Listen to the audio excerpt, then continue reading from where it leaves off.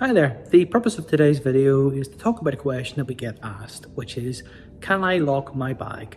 Now, in short, the answer is no, but I am going to expand on why. The primary method for security screening is X-ray scanning.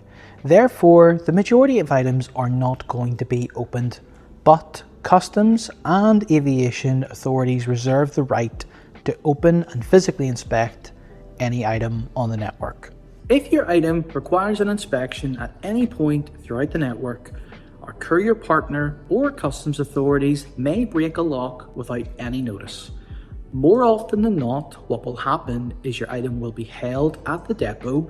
The courier will await instructions, either allowing the lock to be broken or providing a combination code so that it can be removed so that your inspection may be completed. This entire process does one thing: causes unnecessary and avoidable delays. We recommend that customers secure their items closed with zip ties or cable ties.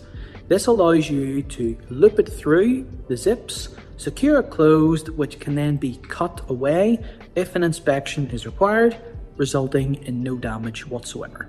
If you're watching this and a padlock is already on your suitcase, take it off.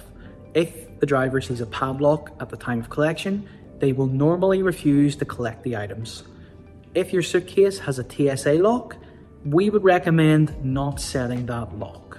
One of the primary reasons that items are inspected on the network is because they include prohibited items, items that should never be sent on the network with Send My Bag.